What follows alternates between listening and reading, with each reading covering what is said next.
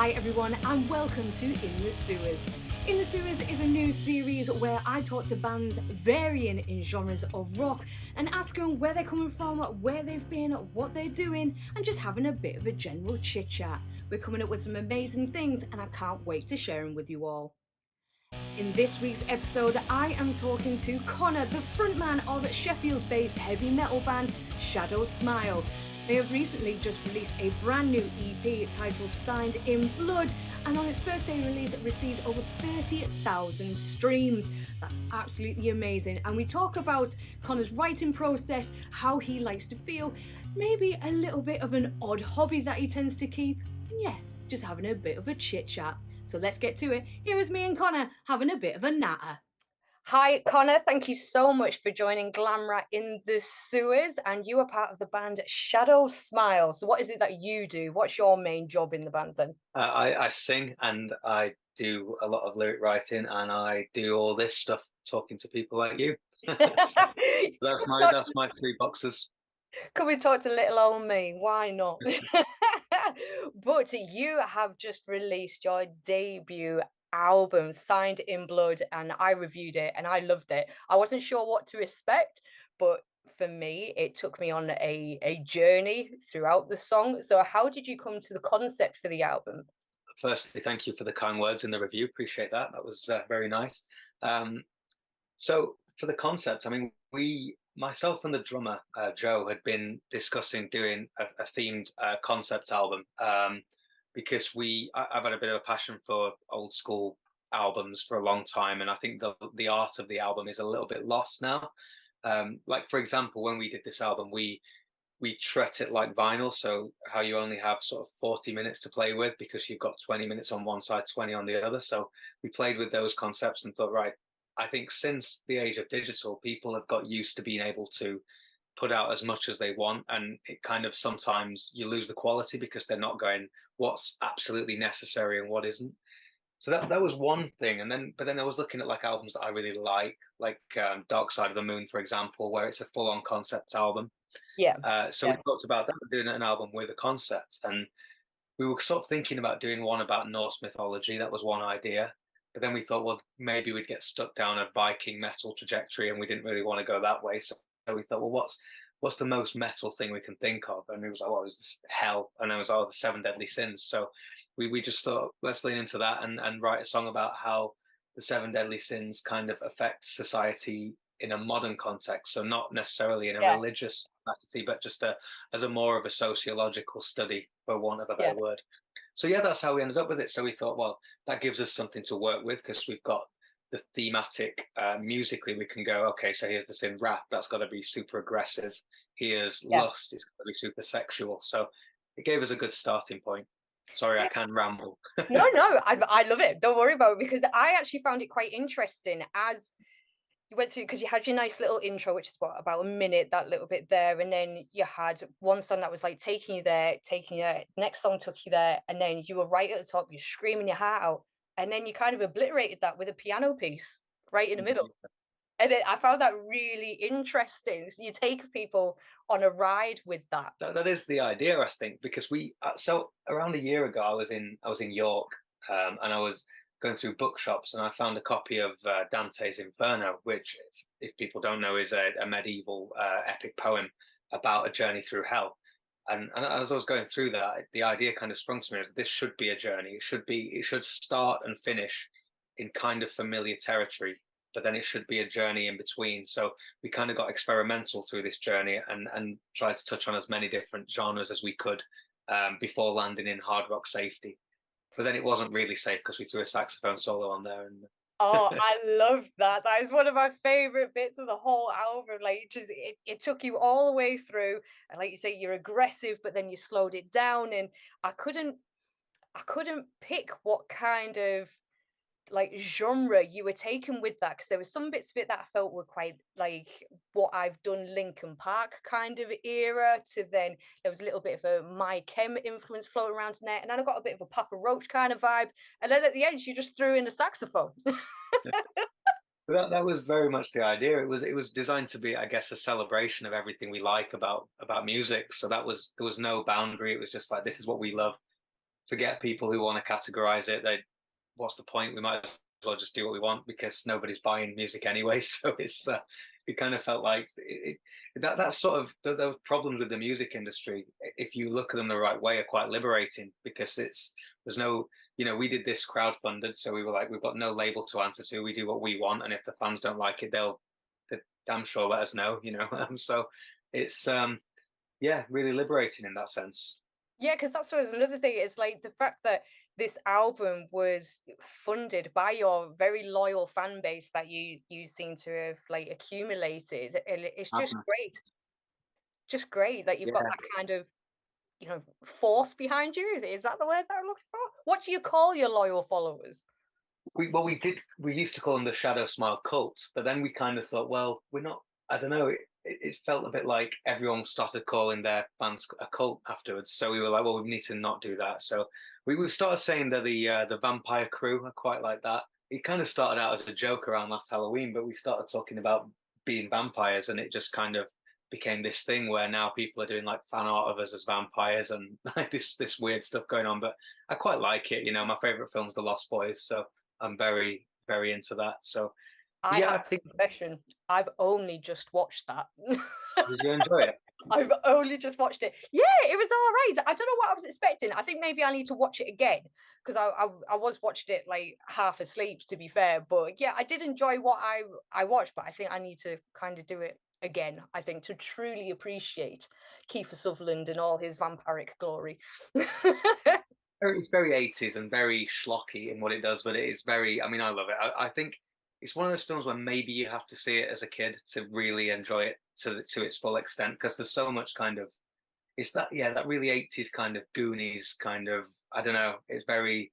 It's like very. What's the word? Melodramatic in a way, and kind Yeah, of, but in a good way, I think. yeah. It's So like it's over camptious without it being too much. yeah. I really like it. It's my Halloween film. I have to watch it on Halloween. Oh So yeah, definitely, definitely. I've got to admit, I quite like all those Halloween kind of films. Is that where you tend to take kind of musical inspiration from? Is like pop, not necessarily pop culture references, but like you said, The Lost Boys is kind of an inspiration behind your little followers from Halloween, obviously. yeah, for sure. I mean, like we all love horror films. I mean, our bass player's got all the famous horror characters tattooed up and down his arms, and we Right.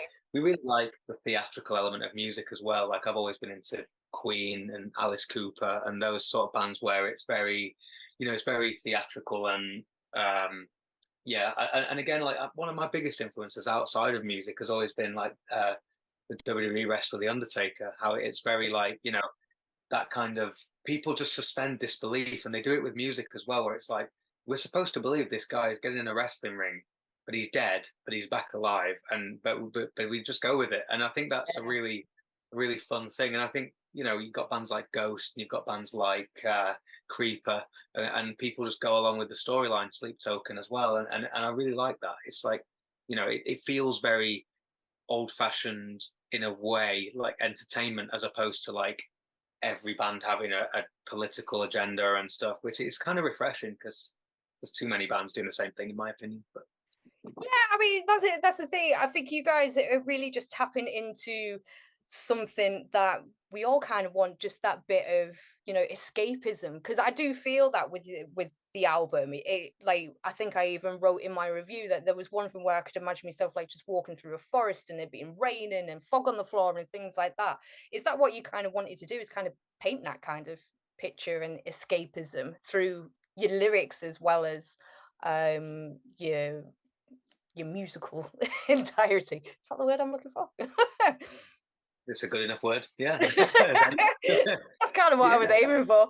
yeah, it works. Yeah, I mean, it's definitely escapism. I think we've done the kind of on our previous EPs, we've touched on, and even in this album, we touch upon serious subjects like things that Yeah. are important to us and things that are happening in the world. But I think that the key thing that I would never want to do is tell anybody what to think or what to believe. I just think, we'll ask questions, you decide what you think about them, and we're just here to entertain you, like Robbie Williams. Who have you got on your bucket list to see?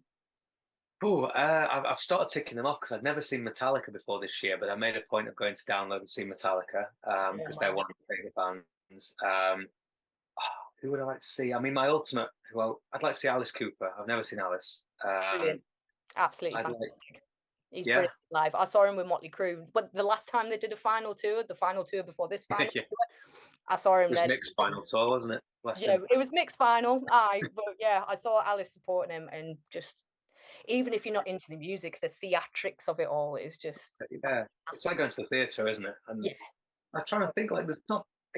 Weirdly, for a singer, there's not that many bands I like. Like, it's quite weird because I'm the one in the band where everybody will be like, "Oh, do you like this band?" I'll be like, I don't know. I mean, I don't listen to them, but I don't dislike them. But I think who I haven't seen Corn, and I'd really like to see Corn. Yeah, that would be pretty cool. But yeah, I'm probably like some people that outside of rock and metal that I'd probably really like to see. I'd like to see like a Lady Gaga show. That'd be a lot of fun. Yes, definitely. I would love to see one of them. Definitely. Yeah, I think she's one of them ones that can actually just cross genres, I think, because she's got such a mesmerizing voice. I think she'd sit yeah, anywhere, to be fair. yeah, totally. Yeah. And such a great presence as well. Yeah. Maybe I mean this could be a whole list of just who I want to see, but I'd like to see Duran Duran. If we go back to the 80s, I'd like to see Duran Duran. I'd love to see Queen if Freddie was still around. Yes. I've had the chance to see them with Adam Lambert, and I've turned it down because I like Adam Lambert's voice. I think he's great. I love Queen, but I don't know. There's something about it where I'm just like I'm not really interested unless Freddie's there.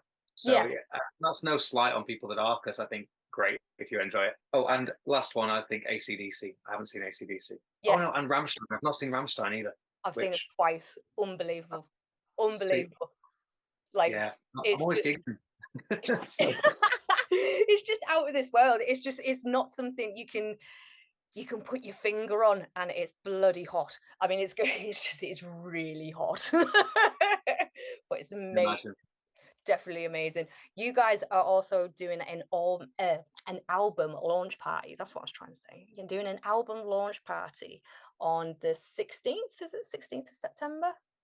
Sounds right. I'm pretty Yeah, I sure think that's it's right. the 16th, isn't it? Yeah, it's right about there. Yeah. I'll put all the details in the description. But yeah, that's going to be quite insane. And who have you got supporting you guys? We've got Saints Among Us, who are a cool alternative. I'm gonna call them alternative pop, but that's probably wrong from what they say. But they'd probably call us a metalcore band, and I'd say that's wrong. So um, we've also got Ashes of Ire, who are a extreme metal band, and then we've got an upcoming rock, hard rock band. I'm going to call them uh, called Bloodstained Reputation. So, and they're really cool. Like they've got a lot of energy to them. We kind of curated the lineup in terms of what are the different aspects of our sound and what feeds into that. So we went hard rock, poppy choruses, then some extreme metal flashes here and there. So we wanted to tick all those boxes so that it kind of built into the night as a whole. So, what comes first with you? Do you like when you're creating the music? Do you look at, like you said, a theme first and then develop lyrically around it, or does the music come first and then you try and create that story around it? How is your process? How do you go about creating such a masterpiece that you have just done?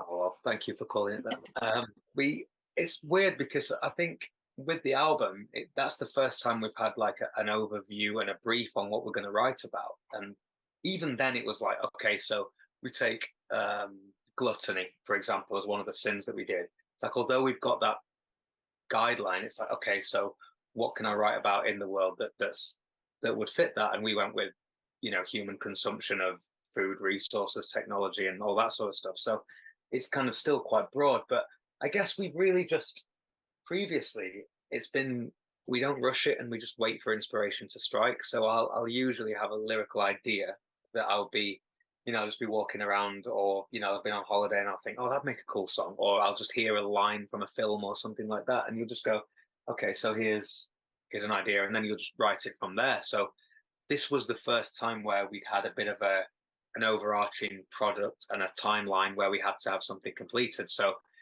I don't know if we'll do that again. I think it might be the case that we go back to doing, okay, we won't do anything until inspiration strikes next time, because I think that's a lot more fun doing it that way. Hey everyone, sorry to interrupt the interview mid-flow. I just wanted to say if you like this episode and you want to see more, then don't forget to hit that subscribe button down at the bottom of the page. And if you want to be the first to see the brand new episode of In the Sewers, then don't forget to ding that little old bell. So come on everybody, ring my bell and let's get back to it. Why did you come up with the saxophone? I still can't get over the saxophone. I'm sorry. I have to come back to it because it's one of my favorite bits, and I was just like, what? It is honestly my favorite point of the album because a publication, a printed publication that did it, and they very much have a focus on the rock and metal element of things, and they just didn't get it, and they were like, oh, there's this saxophone solo, and it's completely out of place, and they don't understand rock, and I'm like, man, like it doesn't matter that much, like it's just music, like don't worry about it, like it's fine, and that's where it came from. It was just like, what would be amazing? We had a guitar solo fully recorded and written, and it was like, and I was like, that should be a saxophone. Nobody does saxophone solos anymore, and they really should. And I always say it's not 80s if it hadn't got a saxophone in it. And there was many bands that used a saxophone in their stuff. I loved it. But you've got quite a unique range with your voice because you could do quite nice little clean stuff in it, and then you can get that grit and dirt in there. How do you prep your voice for that? Especially when you're live. Yeah, it's I'd love to say, oh, it just happens, and I just, we're rock and roll. But if I'm honest, it's rigorous warm ups and a lot of training. If I'm really honest, but yeah, loads of warm ups, lots of tea to drink, and lots of steam. It's the most British thing, isn't it? We need to have a good cup of tea before we go on stage. What is your favourite tea? This is a big debate that I had years ago. Right, so you will be. This is probably a really good, interesting fact about me. If I ever get massively famous, that people will say, but I'm very much a tea connoisseur, and I mean like serious. That's my hobby, is tea. So I go to, every time I'm in London, I go to Fortnum and Mason and get my tea blends. There's a guy who manually blends them there, which is good. Okay. But my favorite tea at the moment is a Fortnum and Mason Queen Anne blend, which is really nice, and it's got like a honeyish flavor to it. But yeah, that's really nice. If I'm going basic tea, what I'd have for breakfast, it's got to be Yorkshire tea in that instance. Thank you. Thank you. Has to be Yorkshire tea. Has to be. And if somebody brings me, which one is it that I just won't drink? It's not PG Tips. PG Tips is kind of okay. Maybe we could get a sponsorship for the podcast here. Yeah, there you go. I'll have PG Tips. I've trained. There's one it's Thai Fu. I can't stand Thai Fu, and I don't mean that in a horrible way to them. Some people like it, I'm sure, but for me, it's just, I might as well just sort of wash the pots and drink that. Yeah, my mother went through a stage of the instant stuff you got in a jar. She went through a stage of having that. I was like, no. I didn't know that existed. Wow. Oh yeah, instant in a jar. It used to be like £1.40 from B&M. I was like, ugh. Got a really nice Harrods one as well, which is the Empire blend, which is probably not very PC to call it actually these days, but yeah, the Empire blend from Harrods is very nice. That's like a breakfast tea, but it's, the only problem with that is I've got a bit of an intolerance to caffeine, so it's not that strong for most people, but for me, it's like I go dizzy after. I'm the same with green tea. If I drink green tea, I just go dizzy straight away. Really? Don't know why. Yeah, it's just the caffeine. Yeah. So we have to be careful if we stock up the two of us with tea bags. Just got to make sure you don't pass out. Yeah, not too close, or I might come out in a rash. Very vampiric with garlic, but now it's tea bags. Yeah, see, I'm a massive Dracula fan. Like, that's my favorite literature character. I've got Whitby's my favorite place in the UK probably, and that's where Bram Stoker wrote Dracula. For people probably know that anyway, but it's about half an hour down the road from me. I'll go there quite often. Fish and chips, yeah. Love me fish and chips. I've got a tattoo of I've got Whitby Abbey on my arm. I don't know if you can see it or if it just looks cool. Actually, yeah, I remember it. You guys took a picture for one of your albums at the top of the hill overlooking the Abbey. Yeah, Dearly Departed. Yeah, it was Dearly Departed. Yeah, because I played that show and I remember that coming through on an email. I was like, "They from Whitby." Like, that's my retirement place. I want to retire to Whitby for sure. But although I don't know how I'll have the stairs when I'm old, but It's I good, can't good do it now. intentions. I'm 32 and I struggle. It's good Uh, there's a bench halfway up that you can sit down on. And a nice yeah, bar at the bottom, to be fair. There's a nice pub down the bottom, and there's a brewery up the top, so, you know. yeah. The brewery is nice. I don't know which. Oh yeah, the pub. Yeah, I know both those. Yeah, Yeah. yeah. I like it there. I want to go soon. But, I mean, the quality of your album is pretty spectacular for a debut Great, isn't EP. Yeah, like, the it? mixing of it, Thank you. it is. The mixing of it is great, and this is coming from I get sent stuff all the time, and I get like, "Ooh, that's a bit rough," or "That could do with being turned up and that turned down," and things like that. But yours was just it was just completely level, and everything was where it should be, where it needed to be. We really, and I'm not just tooting the horn of the people we work with, but we really decided early on that we were going to not spare any expense. So we set a crowdfunder goal, and we were like, if we don't get there, we'll put our own money to it because we're not compromising that. And it was like we work with a guy called Dan Jeffrey, who's he works at Treehouse Studio. We love him. He's like one of my best friends now. And because we spent so much time together and we go to the pub quiz now and stuff, and it's just like, but yeah, and then we work at Treehouse Studio, which is where like Bullet My Valentine, Bring Me the Horizon, all them Yeah. have done stuff there, and you go, the price difference is there, but it's not enough to justify not spending it. It's like, and I'm probably speaking from a place of privilege here because on our first releases we couldn't afford to go there, but now we can. It's like, well, we had a choice with the crowdfunder of going, okay, we could spend some of it, go to a cheaper studio and have it mixed cheaper, because we had a guy called Jim Pinder mix it, and he's done the Wild Hearts albums. He's Yeah. and fully produced them. He's worked with Busted. He's worked with really. So you can imagine like he's not as cheap as we could have got. So, but it was like we want it to sound like this is real. This is not this is not a band. Oh yeah, they're trying, aren't they? These local Yeah. warriors. And like, no, we're setting our intention out as this is as real as it can be to us. So yeah, again, I don't know what the question was, but probably No, I was might have just answered saying, somewhere in it's there. just the mixing is just fantastic, and it's such a it's such a professional album, and it's just brilliant for a debut EP. It's just like it blew my mind away. It was great. I don't know what I was expecting, because obviously I heard Dearly Departed last year, and that was what I played on my show, and I don't know if I was expecting more of the same of that, but what you delivered was just something completely different, and I loved it. I thought it was just brilliant. Sorry, it just was. No, I'm really glad you like it, and I'm glad. Yeah, I'm glad it resonates because it's. I think that's the thing though. Like if you're genuine about things, I think it will resonate with people, and not everyone, because. But then who wants to resonate with everyone? It's just boring then, isn't it? So, but yeah, I think we we never stay in place too much. I think there are elements of like the sound we had on Dearly Departed that have carried forward, but I think yeah, and it's not making it easy. I must say, like we are it's we have our core fan base that are really super loyal, but you do get people that get frustrated when it's like, oh, I thought it was going to be like like the very first stuff we did just before the lockdowns happened was more hard rock, classic rock influenced. We didn't have any of the metalcore influences in there. It was all very, but we got lumped in with the new wave of classic rock crowd, and I was like, well, I don't want to be lumped in there because it's like there's plenty of people doing that, like more power to them, but you just don't Yeah. want to be.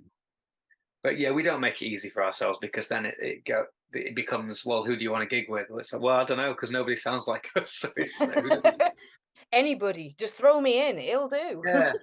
That is the thing. I think we played Call of the Wild Festival back in Yes, you the did. You were and great. From where oh, I thank was at you. the merch stand, you were fantastic. You were brilliant. Oh, cheers, thank you. Um, It was and quite early on you were on as well, wasn't it? It was like we early opened, afternoon. yeah, we opened the main stage there, and on Yeah. the Saturday, and it was so weird because nobody was as heavy as us on that show, and but it still kind of worked. I think we've got that. We're a bit flamboyant, so we kind of can fit with the glammier stuff, and yeah, it was really odd, but it worked, and I was glad it worked because we were definitely, we just done. I mean, our very first show was opening for Skid Row, so that was quite a baptism of fire, and we were just like, all right, they all. So we kind of got lumped in there again with that classic rock crowd, and Yeah, but then we're playing to classic rock audiences, we're playing to metal audiences. It is so strange, but we're built from each crowd we play to. We pick a few people that become Shadow Smile fans, and you just have to go with it, I think, because no, I don't know what's going on. It's all just We'll happening. So take them. We'll take all of them. yeah. It's fine. The most common thing people say is, "Oh, it was heavy, but I did like it." So you go, so Yeah, yeah, yeah. that's Like it. I mean, a lot of people know that I love glam metal. I love AOR. But I do like the heavier side of life, and I really, really did because I'm not always into, scream like black metal and Oh, deathcore and things like that. me neither. Me My neither. kind of thing. But you guys don't venture into that kind of area. You guys stay quite nicely in the right kind of spot. For me, anyway. You stay in a We just try to nice. write songs. I think that's the point of it all, is that we write songs, and I think a lot of the more metal bands don't. They write riffs, and they write, there's a song in there somewhere, but we really focus on this is a song, and then the metal comes after almost. So I think that's why it kind of fits with those things. So It worked. What plans have you got going forward then? well, I'll probably have a cup of tea after this. Yes, that would be lovely. Get on. In terms of the band, I think well, we're going to do a tour next year. We're just booking that at the moment. We're trying to stay as independent as we can. I mean, it's very difficult to book a tour without an agent, but we're trying our best to do that. We may have to talk to an agent at some point. But we're trying to do a tour. We've got our album launch party coming up soon, which we've done our best to make a really immersive event. So it's not just going to feel like a gig. It's going to feel like something a bit multimedia-y, Cool. full sensory experience. That's the plan anyway. So we're just ironing out the concept of that. And aside from that, we'll probably just keep writing songs and releasing them and seeing where they go. I think that's all we'll ever do, really. I think there's no hidden agenda. It's just, other than world domination, obviously, but that's a byproduct essentially. So yeah, that's the plan. It's just tour, write, and see where it goes. Well, you never know where your inspiration is going to come from next. Like you said, with this album, you had the concept there, you had your kind of your time restraints, but at least with whatever you're going to be doing next, you never know. You'll pick it up along the way. You never know what you're going to find. Yeah, exactly. There's so many ideas floating around already, but half of them won't see the light of day. We'll see what does. It's all in pursuit of good quality art at this point. So we'll see Put what enough happens. stuff, you'll see what sticks. Yeah, exactly. That's it. Well, Yeah, thank you so much for taking the time out for joining me in the sewers. Hopefully, we'll see you again very, very soon. And yeah. what do you Thank want you to for say having me. to all the lovely viewers out there? You are very lovely viewers, and thank you for giving us your time, because your time is the most important thing you've got. So, most valuable thing you've got as well. So, thank you for giving it to us tonight. And yeah, all the best to everyone, and good luck with the rest of these shows. Thank you very, very much. Well, cheers, Connor. You take care, and we'll see you again soon. Yeah, thank you very much. Take care. Thank you very much to Connor from Shadow Smile for taking the time out to chat to little old me. Don't forget, they have an album launch party on Saturday, the 16th of September at the Corporation in Sheffield. So if you want to go along, then make sure you hit the link in the description and get yourself there. You can also find in the description links to Shadow Smile's music and their social media links. Thank you very much, as always, for tuning in to Little Old Me. And don't forget, you need to tune in next week where I am talking to a new metal band, Cross Paths. But please stay safe, whatever you're doing. And until next time, catch you later, Glamratters. Bye-bye.